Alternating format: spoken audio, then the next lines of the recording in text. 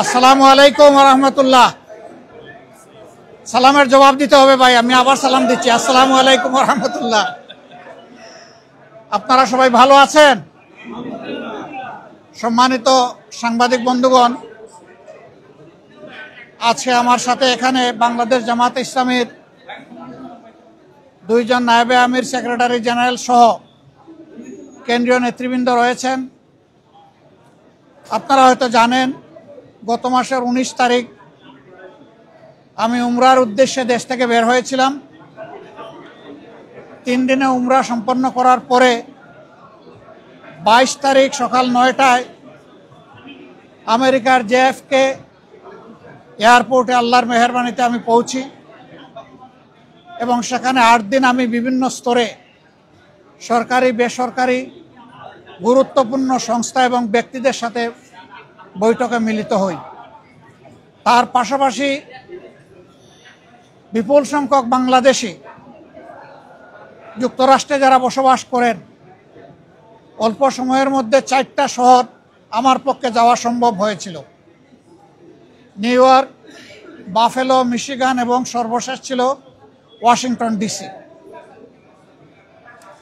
আমরা বাংলাদেশি প্রবাসী যারা আছেন তাদের সাথেও সেখানে মিলিত হওয়ার সুযোগ পেয়েছি, তাদের কথাগুলোও শোনার সুযোগ হয়েছে এবং বিভিন্ন ব্যাপারে আমরাও তাদেরকে আশ্বস্ত করে এসেছি। বিশেষ করে আমরা গুরুত্বপূর্ণ 2টি কথা, 2টি মেসেজ তাদেরকে দিয়েছি। একটা মেসেজ হচ্ছে, বাংলাদেশ আমাদের সকলের দীর্ঘদিনের বঞ্চনা এবং নিষ্পেষণের পর, ফ্যাসিবাদী শাসনের পর বাংলাদেশ মুক্ত হয়েছে। মুক্তির এই সংগ্রামে দেশবাসীর সাথে প্রবাসী যারা ছিলেন তারা সমানতালে লড়াই করেছেন। তাদের অবদানও বিশেষভাবে উল্লেখযোগ্য। তাদের সেই অবদানের জন্য তাদেরকে আমরা ধন্যবাদ এবং কৃতজ্ঞতা জানিয়েছি। আর আমরা বলেছি, প্রবাসীদের সবচেয়ে বড় অধিকার ভোটের অধিকারটা ছিল না। এবার এ দাবি সবার আগে আমরাই তুলেছিলাম এবং আমরা এই দাবি ছেড়ে দেইনি। আমরা এই দাবি নিয়ে প্রধান উপদেষ্টা, নির্বাচন কমিশন সহ গুরুত্বপূর্ণ সকল জায়গায় প্রবাসীদের হয়ে কথা বলেছি।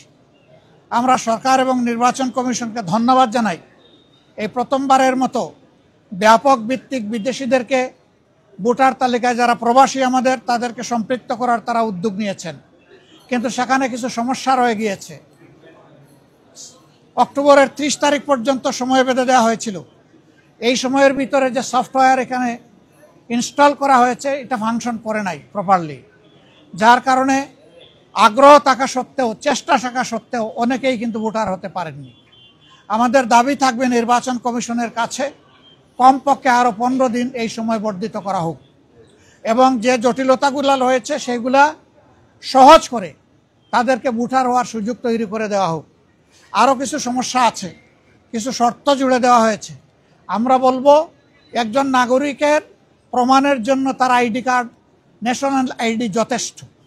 তার পাশাপাশি যদি তার একটা পাসপোর্ট থাকে, ভ্যালিড পাসপোর্ট, তাহলে আর কিছুরই প্রয়োজন হয় না। সেখানে কোথায় কারেন্টের বিলকে দিল, পানির বিলকে দিল কি দিল না, হোল্ডিং ট্যাক্স দিল না, অনেকের 10-20 বছর ধরে দেশের বাইরে আছে, তারা এগুলো ব্যবহারও করে না, বিলও দেয় না, বিল দেওয়ার প্রয়োজনও হয় না। সেগুলো শর্ত জুড়ে দেওয়া হয়েছে। আমরা এগুলাকে সহজ করার জন্য আহ্বান জানাবো।